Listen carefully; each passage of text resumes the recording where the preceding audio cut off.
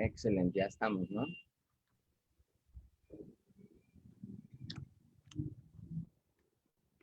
Hola. Listo, ya estamos.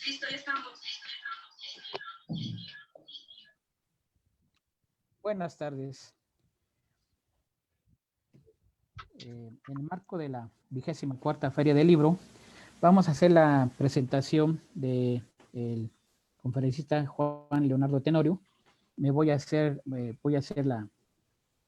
una reseña de su obra, quién es Juan Leonardo Tenorio Rivera. Nació en México, Distrito Federal, el 9 de octubre de 1975. Es licenciado en Ciencias Públicas y Administración Pública por la UNAM, con mención honorífica en su examen. Diplomado de Estudios Literarios por la Universidad Iberoamericana. Ha desempeñado labores como profesor universitario y periodista bibliotecario, analista político.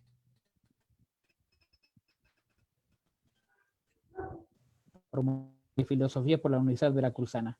Esa es parte de su trayectoria, que hoy nos acompaña Juan Leonardo Tenorio Rivera en el marco de esta 24ª Feria del Libro, y nos va a presentar su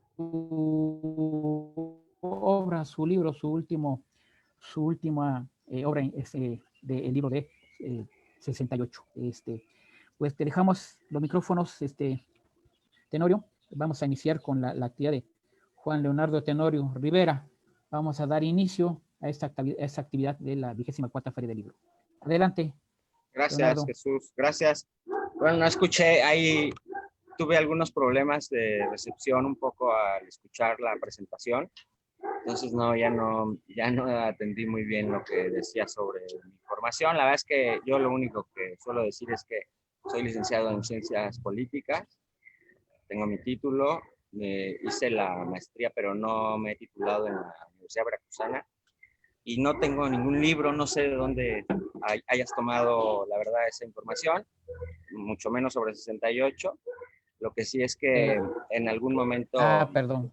En algún momento realicé una investigación más o menos profunda en ese momento sobre esa coyuntura, sobre ese año tan interesante, tan disruptivo y tan importante para nuestra política y en general para la cultura nacional. Entonces, claro, también 68 pues, es un tema de estudio y de reflexión para mí de toda la vida. Es algo con lo que he crecido. Yo nací en 75, como señala.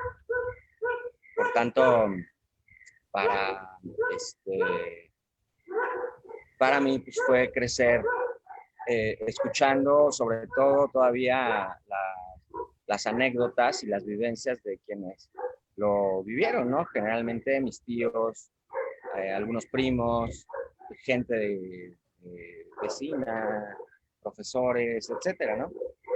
De modo, pues, que se trata de un fenómeno o de un año bastante fresco, reciente todavía en términos históricos, puesto que 50 años tampoco es demasiado, no es nada, en realidad, en términos de historia, de tiempos largos al menos, pero también es verdad que es suficiente como para que hayan ocurrido desde entonces,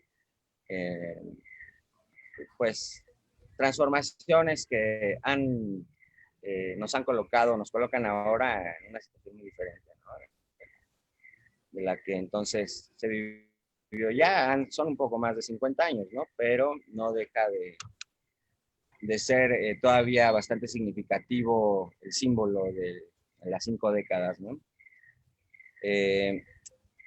lo que yo quisiera hacer es básicamente recomendarles a ustedes, platicarles un poco y de hecho citar algunos de los libros que yo considero que son básicos, ¿no? O de los libros que han formado mi visión sobre aquel momento, ¿no? Que es, como lo vemos, un solo año, pero también es, en otro sentido, un día, ¿no? Que es el 2 de octubre. Para nosotros, 1968 es un movimiento, obviamente, que dura algunos meses, desde el mes de julio de ese año hasta octubre, ¿no? En que lo liquida básicamente la conducta gorila autoritaria de Gustavo Díaz Ordaz. Pero también 68 es un año que es muy significativo para todo el mundo, o sea, no es nada más un año tan relevante para México y para su política, sino que en general el mundo se está agitando, ¿no? Habría habido ya, como bien sabemos, movimientos estudiantiles de relevancia en Francia a partir de mayo y también en la República Checa. Estos últimos derivaron en la toma violenta en la ocupación violenta militar de Rusia, de Praga y de la República de Checoslovaquia, ¿no? Que se mantenía hasta entonces en una cierta autonomía relativa, ¿no? Del bloque soviético, bajo el cual le había tocado la suerte de caer después de la Segunda Guerra Mundial y de los arreglos que se llevaron a cabo para pacificar, para dar por concluido aquel violento proceso, ¿no? 68 es también un punto de inflexión en la historia del régimen político, de ese régimen político, que hoy al parecer vemos concluido, porque si nosotros hacemos la cuenta, de 1929 a 1968 tenemos básicamente, son 40 años, 39 años, y básicamente la duración del PRI se prolongará todavía en el poder por otros 40, ¿no? Es decir, alrededor de 70, más el sexenio de Peña Nieto. Podríamos estar hablando más o menos de que el gobierno de Díaz Ordaz es el punto de equilibrio de esa travesía autoritaria y en cierto modo también estabilizadora de la política nacional durante el siglo XX, ¿no? En realidad no me gustaría a mí hablar tanto de estas cosas, de política y tal, sino compartirles, como les decía al comienzo, algunas de las fuentes en las que yo he construido, ¿no? mi conocimiento y mis referencias de aquel proceso político, ¿no? Que iremos viendo y juzgando en la medida en que vayamos conversando. Un proceso que en cierto modo todavía está en marcha, en la medida en que buscaba democratizar ciertamente la vida pública, pero yo creo que sobre todo hay un reclamo de exigencia al gobierno de que se comporte, pues no vamos a decir de una manera democrática o civilizada, sino medianamente republicana, que retome el cauce siquiera discursivo del respeto a la ley, ¿no? Toda vez que el movimiento no fue como se le acusó en ese momento por los sectores pues, más reaccionarios, un movimiento procomunista, ni mucho menos que tendiera al establecimiento de un gobierno de corte socialista, ni nada de eso, ¿no? De hecho, no había condiciones en México para algo así, para un asalto al poder, digamos, por parte de los grupos de izquierda radical, ni mucho menos. De hecho, en alguno de los documentales me parece que han circulado al respecto, me parece que es Tlatelolco, las claves de la masacre, si no mal recuerdo. Por ahí alguno de los protagonistas dice que además le había tocado el allanamiento a las instalaciones del Partido Comunista, por ahí del mes de julio o agosto, me parece, que en realidad el Partido Comunista no habría tenido más de 1,500 militantes en ese momento, y además ninguno de los cuales al parecer tenía una idea ni siquiera atrevida, ¿no? De tomar el poder, ¿no? Ni de proponérselo, ni por las buenas ni por las malas, ¿no? Nuestra izquierda, y en mucho todavía es así, es, como decía Octavio Paz, una izquierda estudiantil, ¿no? Una izquierda, no es una izquierda obrera, no hay una izquierda obrera básicamente en nuestro país, pero hay una izquierda intelectual, ¿no? Una izquierda, así como decía, también Paz, estudiantil, magisterial también, no cabe duda. Y yo creo que lo que estamos nosotros viendo en 68 es pues justo un momento de esplendor, ¿no? De esa izquierda que en su sofisticación, digamos, ideológica, cultural, etcétera, tiene también sus limitaciones políticas, ¿no? Y es algo que ha perseguido, digamos, a la izquierda y a los grupos de oposición al poder, ¿no? Al poder autoritario a lo largo del siglo XX, ¿no? Por un lado, también por eso es que se produce ese fenómeno, ¿no? De cierto sesgo intelectual muy evolucionado, combinado con una incapacidad política deslumbrante, ¿no? Puede ser el caso un poco de revueltas, y en general de la izquierda, ¿no? Que es muy intelectual, muy poco capaz, ¿no? En lo político, generalmente sin elementos. Seguramente tampoco le interesa, no se había propuesto seguramente la toma del poder, sino acaso pues, conservar las plazas que tiene de profesores y tal, ¿no? Esa es un poco la función que ha desempeñado, ¿no? Pero bueno, vamos a hablar de libros para evitar extraviarnos, ¿no? Porque esto es complicado, ciertamente. Aquí tengo un libro. Bueno, lo primero que quería mostrarles era este, que es un libro viejito. Porque quiero primero hablar de qué tanto es, o qué tanto puede ser 50 años, ¿no? Este libro tiene 45 años, o sea, mi edad, también es un libro del año 75. No tiene nada que ver con 68, al menos en apariencia. Es un libro, está muy viejo, muy maltratado, tiene hongos. Es un libro que reúne los escritos políticos de Melchor Ocampo, que es uno de los precursores de la Reforma, nada más el maestro político de Juárez.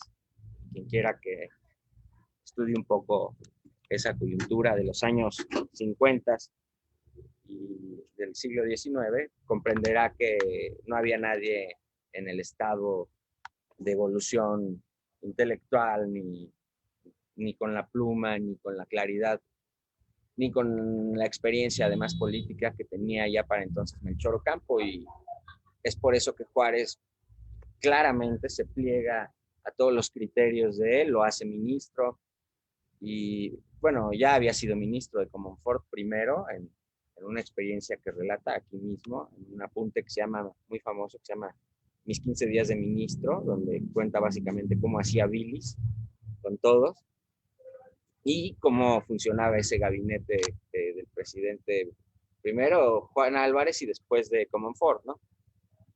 Antes del gobierno de Juárez y del estallido de la Guerra de Reforma. Pero ¿a qué voy? A que este libro tiene un documento, entre todos los que guarda, que son muy buenos, que es excepcional, porque es el discurso que pronuncia Melchor Ocampo el 16 de septiembre de 1858 por encargo del presidente Juárez para conmemorar bueno, en realidad, para conmemorar el grito de independencia, desde luego, ¿no? Desde Veracruz, donde está instalado el gobierno juarista en ese momento. Estamos en el momento climático de la guerra de reforma, que como recordarán, estalla a finales del año 57 en protesta por la constitución que se acaba de promulgar a cargo del Congreso Constituyente de 56, 57. Y entonces lo que viene es un levantamiento militar y eclesiástico en contra del gobierno constitucional. Las fuerzas militares toman la ciudad y Juárez sale huyendo, etcétera. Entonces está en Veracruz, la guerra está en su mero momento, y el día de la independencia Juárez encarga a Ocampo que dé unas palabras a la gente, y entre las cosas que menciona me gustaría nada más hablar del principio, porque si nos damos cuenta, Ocampo está a 50 años de los héroes de la independencia, ¿no? Con más exactitud de Primo Verdad y Ramos y de Azcárate, que son quienes comienzan con el movimiento de independencia 2 años antes que don Miguel Hidalgo, y en septiembre además, curiosamente, y el 15 de septiembre es cuando son apresados después, y es asesinado Primo Verdad y Ramos, y después viene Hidalgo, después, 2 años después.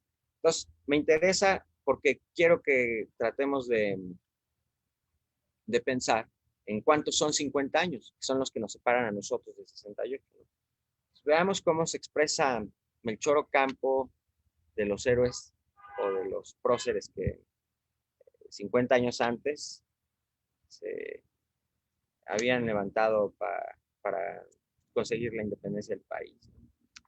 Dice Ocampo al iniciar su discurso: por urbanidad y por gratitud a las personas que me han distinguido encargándome de contribuir a una festividad como esta, tengo hoy que decir algo en público, a fin de que conste siquiera mi buena voluntad de hacer lo que me sea posible. Creo también un deber mío propagar mis convicciones, pero ¿qué diré? Venir a explicar ahora que la independencia de México entraba en los designios de Dios y que, puesto que los héroes que nos la procuraron fueron sus elegidos y merecieron tal calificación de héroes, debemos honrarlos y reverenciarlos, sería trabajo que vuelve inútil el hecho mismo de esta reunión. En efecto, si no se tuviese la debida gratitud por el gran bien recibido, no estaríamos hoy reunidos aquí y latiendo nuestros corazones por el recuerdo de sus sacrificios. No es pues a nuestra historia ni a nuestra tradición a lo que debe ocurrir, porque vivos están en nuestros pechos la gloria y los esfuerzos de nuestros héroes, así como el reconocimiento del beneficio inmenso que nos hicieron. Entonces, nada más quería yo dejar asentado ese precedente, porque es un poco la distancia que hay entre Hidalgo, el padre de la patria famoso, y Juárez, ¿no? Son 50 años de historia, ¿no? ¿Cómo vamos nosotros a juzgar a quienes intervienen en el año de 68, tanto por parte de los estudiantes o de los obreros que eventualmente, o de la clase media, de los profesores, revueltas y otros que se suman al movimiento, como Alberto Castillo? Y por otra parte también a la gente que desde el gobierno hacía oposición, desde luego a esa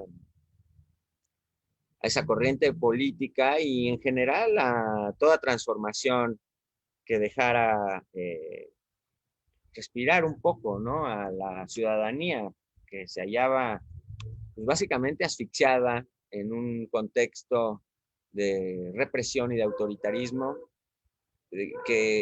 en el que había tristemente derivado una revolución social y política muy importante y que había durado tanto tiempo, ¿no?, como la Revolución Mexicana, con tantos sacrificios, tanto desastre y tanto desorden ocasionado. Y después, bueno, habiéndose puesto de pie, echó a andar, pero a partir de los 50 hay un progresivo desplazamiento de este régimen emanado de la revolución hacia un favorecimiento, pues básicamente cínico del capital norteamericano, y en el plano cultural, pues de básicamente todas las formas imaginables de corrupción, ¿no?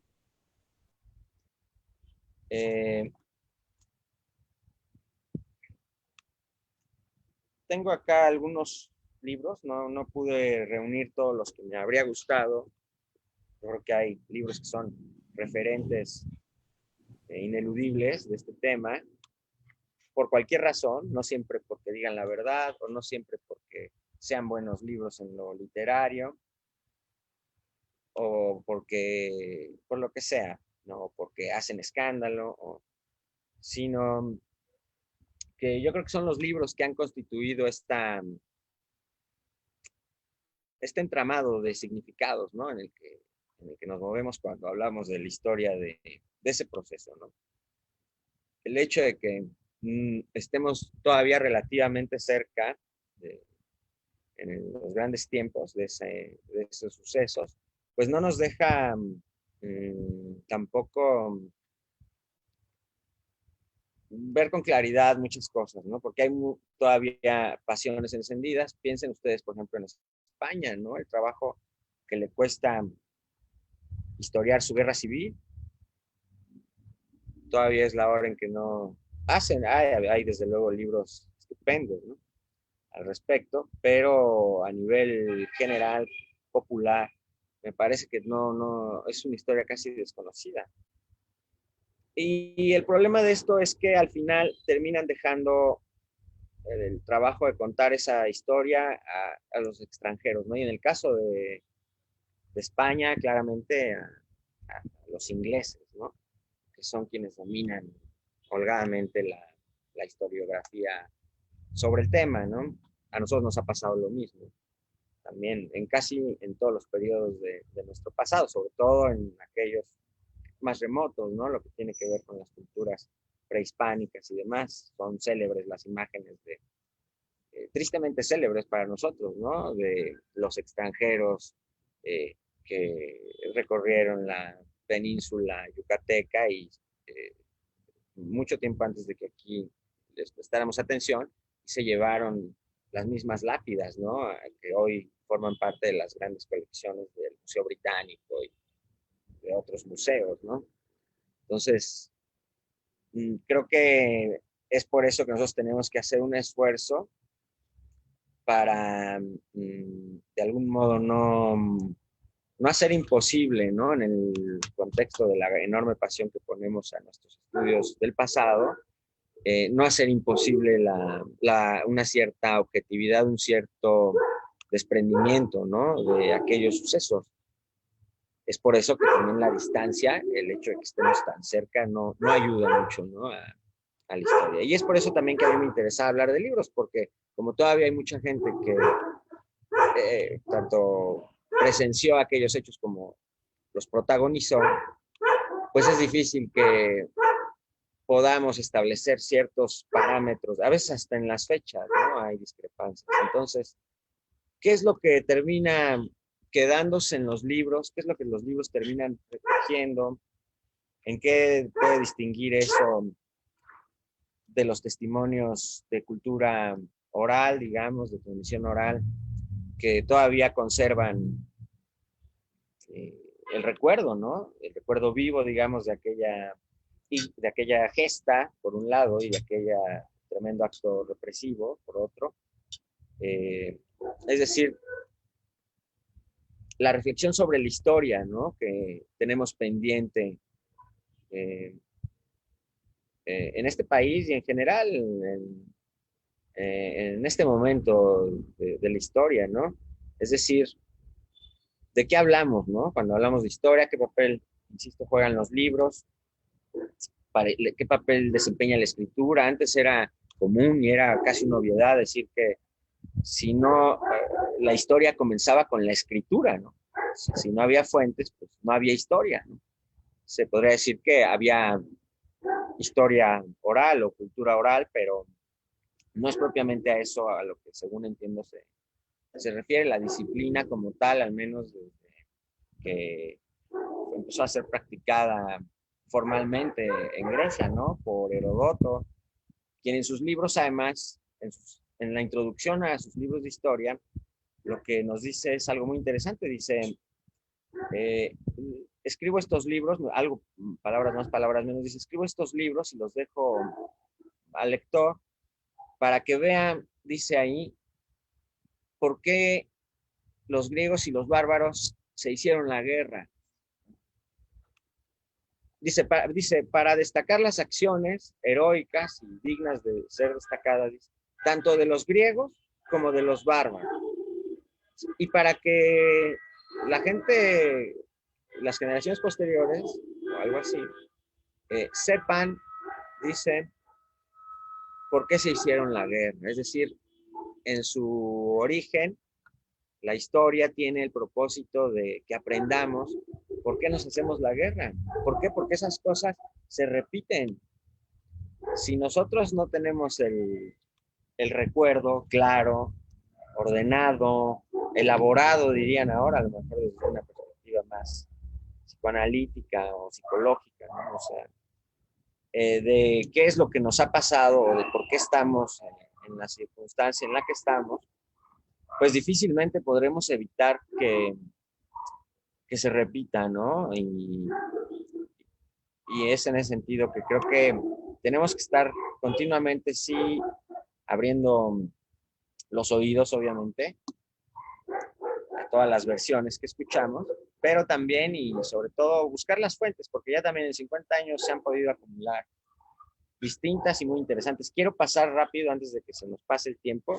Ya no supe cuánto tiempo va a durar, pero bueno, podemos platicar todo lo que sea necesario.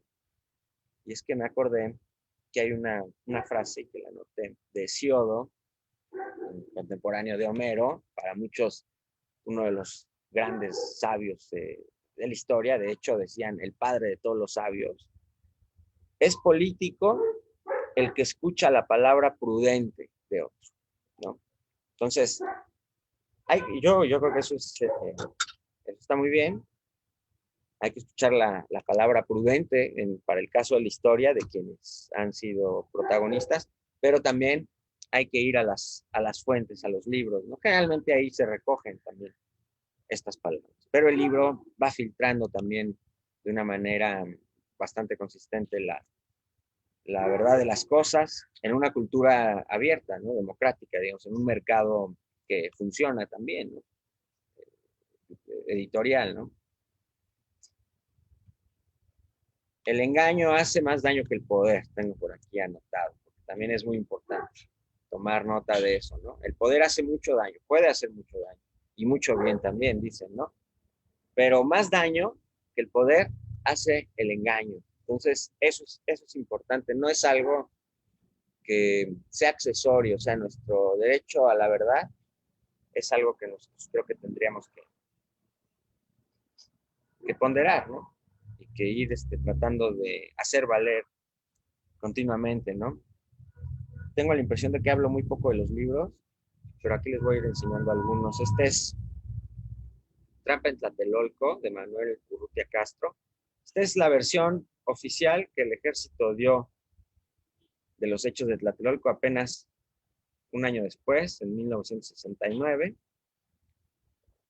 Es un libro que contiene, entre otras cosas, una entrevista con el general García Barragán, que fue en ese momento secretario de la Defensa, como sabemos, y que después, con el tiempo, parece que en 99, dio a conocer su versión, ya la había dado a conocer acá, pero la cambió o cambió algunas cosas, pues como parte obviamente del jaloneo, ¿no? Que tenían entonces entre algunos generales. Y también del respeto que debía él al presidente, aunque fuera Díaz Ordaz. Pues aquí, obviamente en este libro del 69, todavía lo lo desmarca completamente y lo lava completamente. No solo lo lava de culpa a Díaz Ordaz, sino que básicamente le hace un homenaje atroz. Atroz es algo bastante corriente, hay que decirlo, lo que hace en este libro, al menos la entrevista que da aquí García Barragán. Ya después, bastante bien apoyado por dos personajes de la credibilidad de Scherer, de Julio Scherer y de Carlos Monsiváis, pues da su versión, ¿no? Y dice, no, pues es que sí, la verdad, dice García Barragán, sí me disparó el propio Estado Mayor. Pero aquí no, obviamente no dice nada de eso. Aquí habla básicamente de la conspiración extranjera. Todavía en el discurso este delirante de los reaccionarios y del diazordacismo y del macartismo, ese charro que hemos practicado en México desde los tiempos de Alemán, ¿no? Incluso de Ávila Camacho. Bueno, al menos en Puebla sí, desde Ávila Camacho, porque además Díaz Ordaz fue un hombre hecho completamente en esa escuela de intolerancia, de religiosidad extrema, exacerbada, irracional, ¿no? Que promovió durante mucho tiempo la jerarquía religiosa aquí en Puebla, ¿no? Como parte de la idea que tiene de lo que es o de lo que debe ser el desarrollo, ¿no? Aquí justo tengo una frase de don Gustavo Díaz Ordaz de aquellos días, no tengo la fuente, pero decía don Gustavo, la menor distancia entre dos puntos es la línea dura, ¿no? Así se las llevaba, porque va a ser un hombre ingenioso, ¿no? Como todo político mexicano, ¿no? Entonces, ¿qué viene acá en este libro? Pues viene una serie de aclaraciones, algunas otras que sí me parecen importantes, ¿no?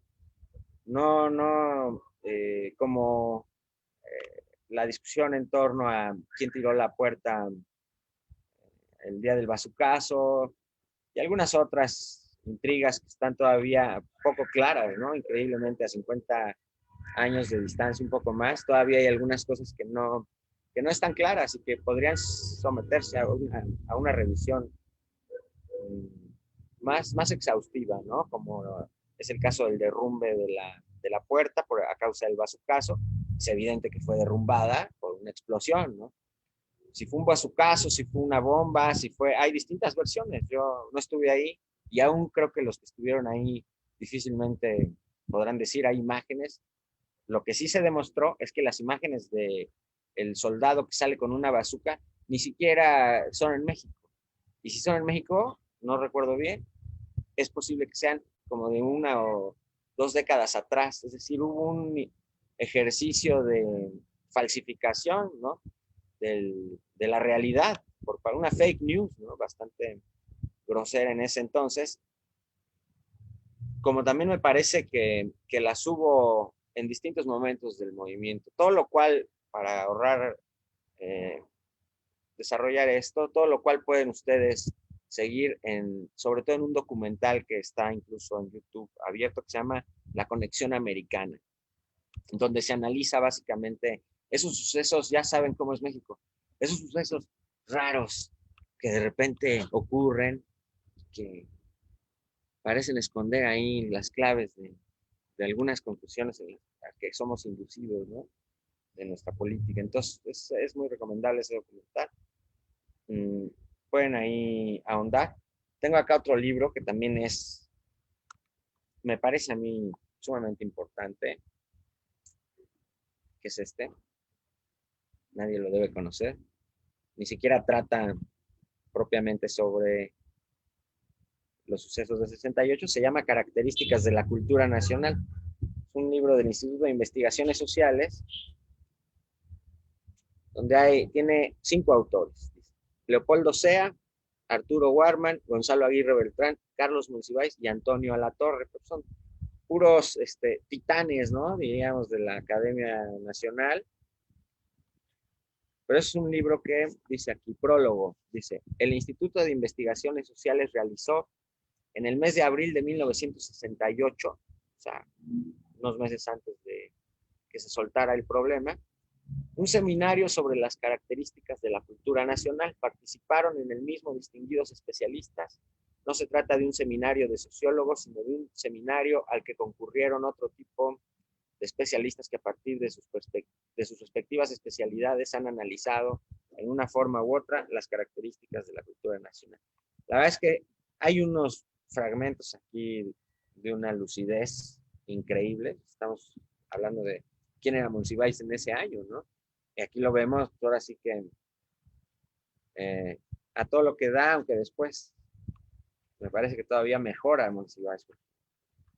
Ahora buscando información para esta plática encontré también fragmentos y cosas muy buenas del buen Monsiváis, que nos recuerda de alguna manera por qué, a pesar de que para muchos probablemente es un escritor sumamente barroco, ideológico, cosa que no estaría yo de acuerdo, pero comprendo que pueda parecérselo a algunos. Pese a todo, pues es una pluma que se mantuvo en un nivel de lucidez y de solidez muy exigente durante mucho tiempo. Dentro de todo lo cual, obviamente, se filtró mucho delirio, ¿no? Yo quería leerles un pequeño fragmento.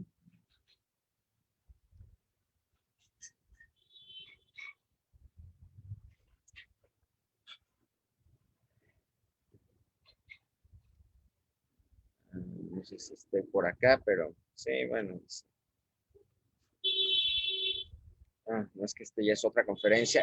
La conferencia de Antonio Alatorre es excepcional sobre las características del español hablado en México, que forma parte de este mismo volumen. Les leo tantito porque aquí sí lo señalé. Dice: así he oído también que solo a un pueblo tan ingenioso como el nuestro se le podía ocurrir la idea de bautizar a los taxis como camarones, cocodrilos o cotorras.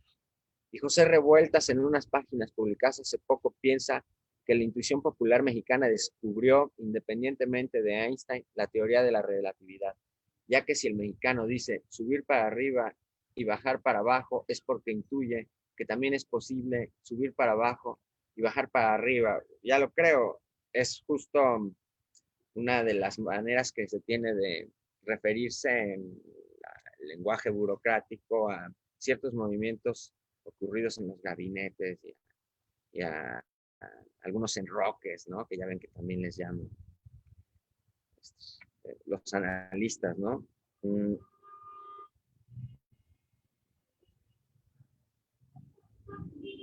Hay, la conferencia de Carlos Monsiváis se llama Cultura Nacional y Cultura Colonial en la Literatura Mexicana. Son conferencias realmente de un valor enorme y llenas de contenidos. A cada renglón, cada fragmento es sumamente elocuente y comunicativo. Dice aquí, por ejemplo, Aguirre Beltrán, que es uno de los antropólogos más destacados, ¿no? de la época, sin duda en ese entonces el más, ¿no? Dice: los antropólogos por lo común no son dados a profundizar en los mecanismos de dominación. Esta es una observación muy profunda y de mucha importancia, creo yo, en general para nuestra cultura. Dice: se limitan, está hablando de los antropólogos, a realizar estudios descriptivos en que anotan los cambios que se suceden y las más de las veces los atribuyen a causas distintas al proceso de que venimos hablando. El análisis del proceso dominical ha sido particularmente espinoso para los antropólogos extranjeros, que rehuyen entrometerse en problemas en los problemas de dominación que quizá pudieran acarrearles molestias, complicaciones. Bueno, en fin, ¿cuál es el problema? Pues que estos volúmenes, ¿quién los editan? No, ya no se editan, prefieren publicar los libros. Fíjense, ahora estaba viendo que hay un libro sobre el 68 escrito por Sergio Vela. Me encantaría saber, uno de los grandes burócratas culturales del salinismo y de todo este régimen que está acabando, ¿qué tiene que decir él sobre el 68? No sé, la verdad, sinceramente lo digo, ¿qué puede aportar? Habría que revisarlo, pero de entrada llama la atención que se publiquen ahora esos libros, incluso bueno, seguramente es un libro publicado por una editorial privada, tampoco me extrañaría que se los publique el mismo Fondo de Cultura o cualquier editorial pública, pero yo creo que no deben estarse haciendo esas ocurrencias y dejar sin publicar, bueno, cualquiera de estos dos, tanto la versión, por ejemplo, del Ejército, de un primer momento, el mismo año de 69, como esta otra, que además son, no sé si 80 páginas, 100 páginas del libro, y que contiene 4 visiones del país desde la universidad, que en ese momento está protagonizada por estos personajes, que por cierto, Arturo Warman, si se meten en Wikipedia, dice que es el ideólogo de Salinas. Yo sé que fue su secretario de Agricultura, si no mal recuerdo. Pero ya su ideólogo, me parece un exceso, aunque en vista de la terrible calidad del artículo que presenta aquí, que es, ni siquiera se entiende, es el peor, sin duda, de los 5 que se presentan en este volumen, es el peorcito, digamos, pero es que ni siquiera se le entiende, habla del folclore además, entre semejantes titanes como Carlos Monsiváis, Leopoldo Sea o Antonio Latorre, que es uno de los mayores conocedores de la lengua y de las formas que la lengua ha adquirido en México, pues me parece lamentable. Como sea, sí dejo anotado el precedente de que estos libros tienen que volverse a editar. Son breves, están hechos para cualquier ciudadano, y estoy seguro que abonan más que mucho de lo que hoy se publica por negocio, y que además a veces tiene el deliberado propósito de confundirnos más que de esclarecernos estas cosas, ¿no?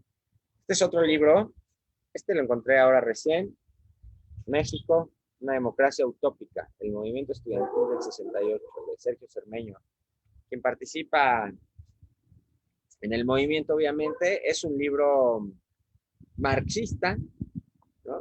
Es muy interesante, pero me parece que su sesgo político, ¿sí? Ideológico, aunque lo emplea de la manera más, ¿cómo llamarlo? Más seria, ¿no? Más seria que se me hubiera podido ocurrir.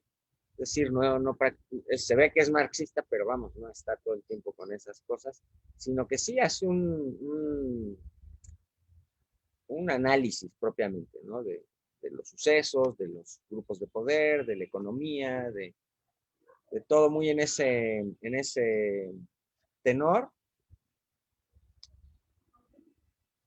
Fíjense, por ejemplo, aquí lo que dice, ¿no? Como parte de las cosas que nos recuerda por haber estado participando en el movimiento. Dice, el símbolo mismo del movimiento estudiantil, cosa que yo no sabía, ¿no?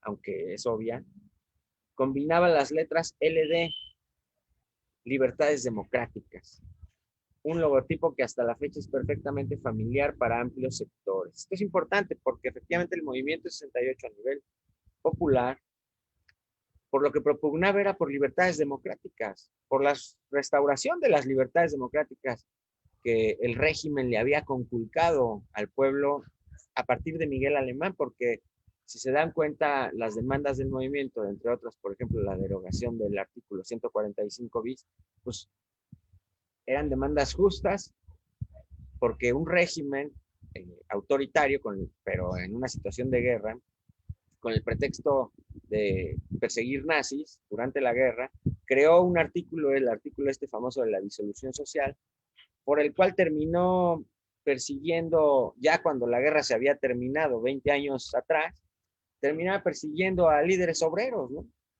Y apoyados en ese artículo, los terminaba encarcelando, o a líderes estudiantiles, o a cualquiera, ¿no? Que le hiciera oposición al gobierno, ¿no? Entonces, es importante eso, ¿no? Recordar continuamente que el movimiento era un movimiento que buscaba la restauración de las libertades democráticas. De hecho, la vigencia del Estado constitucional, no digamos ya la transformación hacia el socialismo ni esos disparates que no formaban parte de... bueno, quiero decir, ¿no? No es que no formaran parte del movimiento, sino que no parecían en el horizonte como realizables, ¿no?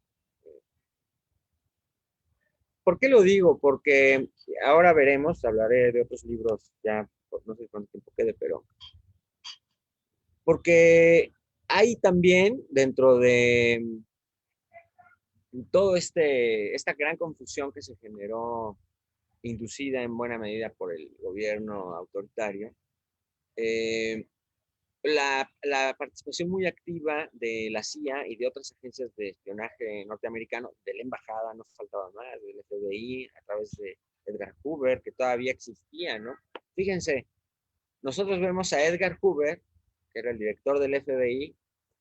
Yo tengo elementos para decir que Edgar Hoover estaba metido incluso en el derrocamiento del gobernador Carrillo Puerto hacia 1922, 23, 22, 23, infiltrándole gente muy radicalizada hacia la izquierda, pero que en realidad eran espías del FBI.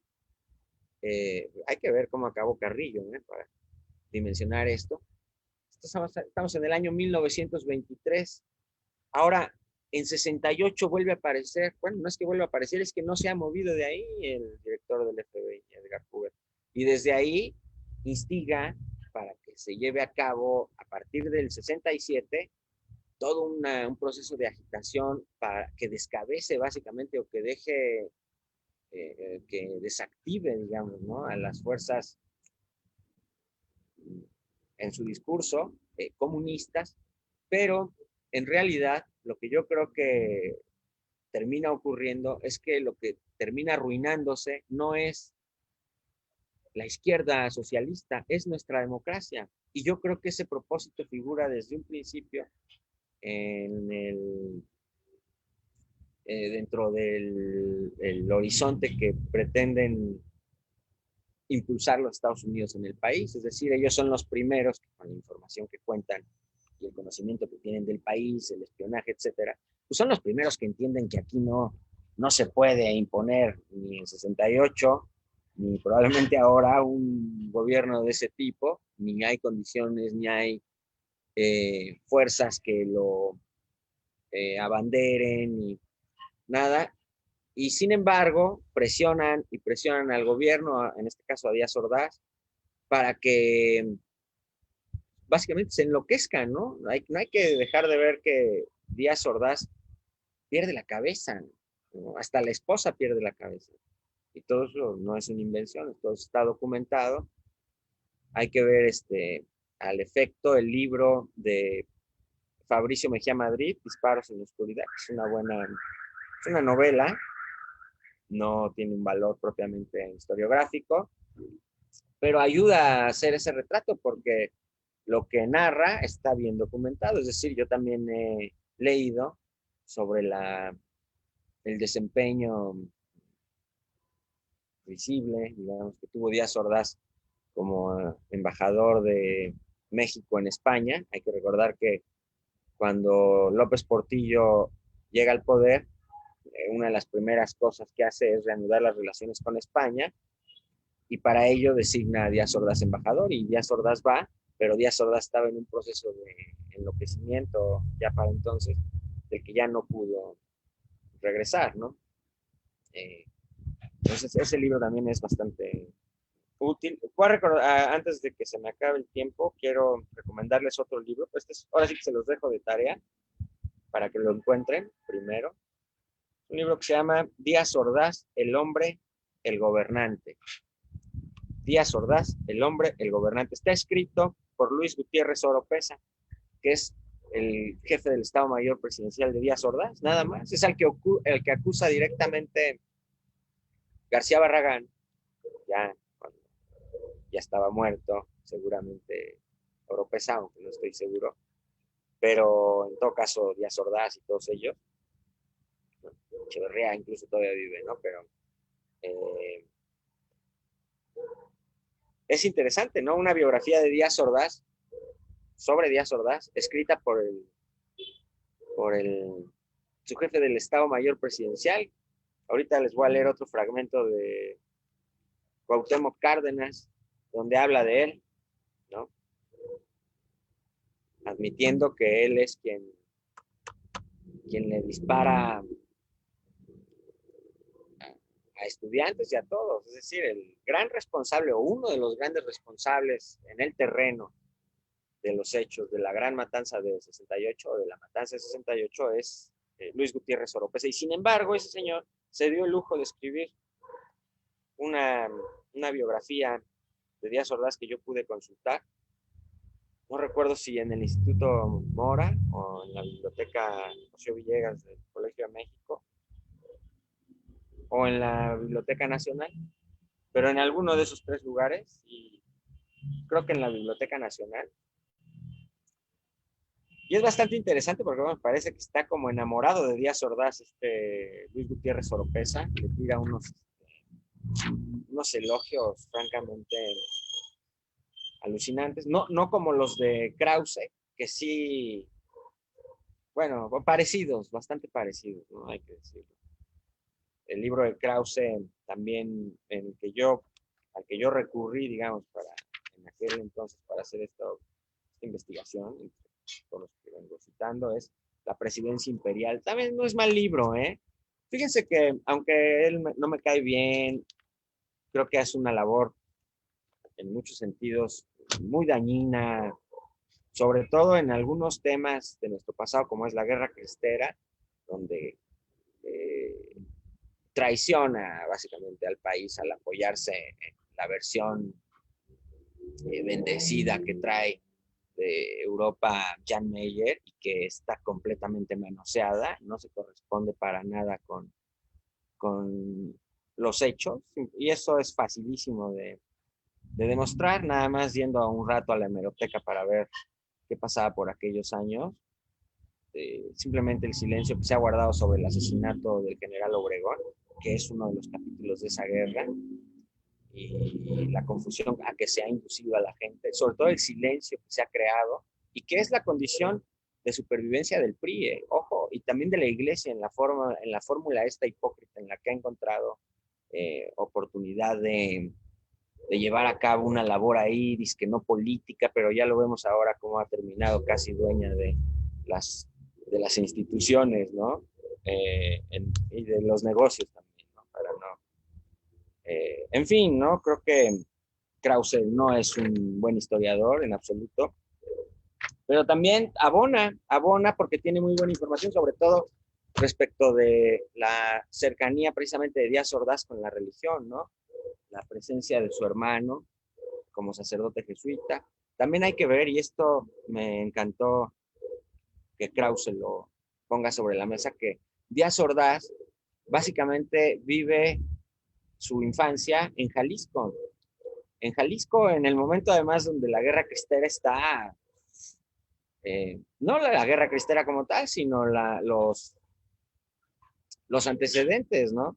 Es decir, las protestas que a partir de la aparición de la Constitución del 17 empezaron a aparecer por parte de los sectores reaccionarios del Estado, encabezados por el arzobispo de Jalisco, que era básicamente un general, no era ninguno, pero un general que hacía la guerra, que no sé, cualquier día de estos acaba de santo, ¿no? De hecho, su gran asistente del arzobispo Orozco Jiménez ya es santo, que es Anacleto Morones. No, Anacleto Morones es un personaje de Rulfo, pero es Anacleto González Flores, ¿no? Tiene un libro, hay que decirlo, muy bien escrito, que se llama El plebiscito de los mártires. Si le buscan en la red, por ahí lo encuentran, ¿no? Todo eso es muy interesante. ¿A qué quiero yo llegar en este sentido? A ver que para hacer una historia más o menos racional, sólida, hay que ver todas las versiones. O sea, no puede ser que sigamos, igual es lo que les pasa a los españoles, por eso insistía yo en eso, y a nosotros también, mucho, ¿eh? De hecho a todos, ¿no?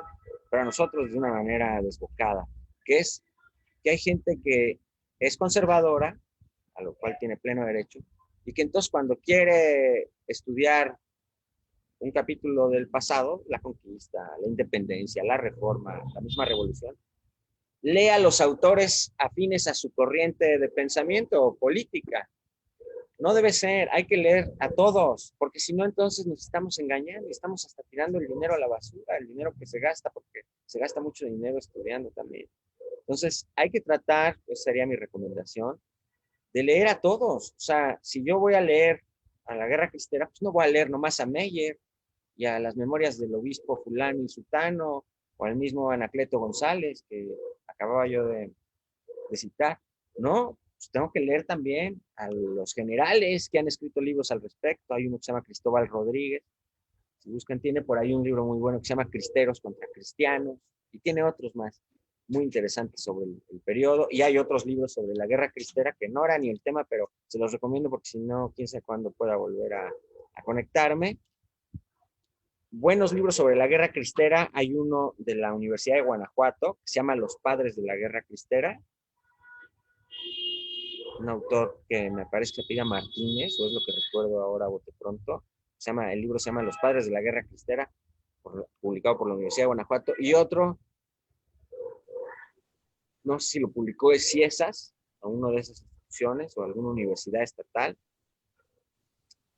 que se llama Matar y Morir por Cristo Rey, que también es un librazo. Esos son buenos, mucho mejores, en cualquier caso, que los de Jan Meyer, ¿no? Leonardo, estamos a punto de terminar. Sí. Muy interesante tu charla. Esta charla sobre 1968 en los libros, que es una introducción a un estudio historiográfico muy, muy interesante. Creo que nos faltaría tiempo para seguir charlando sobre este tema tan interesante y que ha sido tabú durante mucho, mucho tiempo, ¿no? Hay un interés incluso social muy importante. Las nuevas generaciones tienen un vacío prácticamente en esta época, en este suceso específicamente, y están ávidos de conocer, pero pocos libros que tocan el tema desde una perspectiva global, ¿no? Lo han dado de fragmentado, que también ha sido otro problema en ese caso. Entonces, sí queremos saber más, pero tenemos ya el tiempo encima. Entonces, no sé si podamos hacerte llegar más adelante las preguntas. Tal vez claro. nuevamente con gusto. Programar otra charla a tus órdenes, sí, claro. Académico, porque es muy, muy interesante. A mí me parece muy interesante esta charla. Entonces, pues estamos casi a punto de terminar, ya tenemos el tiempo encima. Solamente agradecerte, Leonardo. Al contrario, a ustedes, Al contrario. Esta interesante charla en este marco de la 24ª Feria del Libro Tehuacán. Agradecerte de antemano tu disposición, tu tiempo. Al contrario, gracias a ustedes. Muy interesante. Esperamos verte por acá pronto, nuevamente, y pues despedirnos de nuestro público, de nuestros fans, en este caso en Facebook Live, para que continuar en otro momento. Gracias. Órale, un abrazo, gracias a ustedes, Un abrazo. Hasta luego. Gracias, muy amable. Nos pedimos de esta interesante charla para dar paso a la siguiente. Denise, dejamos los micrófonos, dejamos la transmisión. Gracias, muy amable. Nos despedimos de esta forma de esta actividad académica. Gracias, muy amable.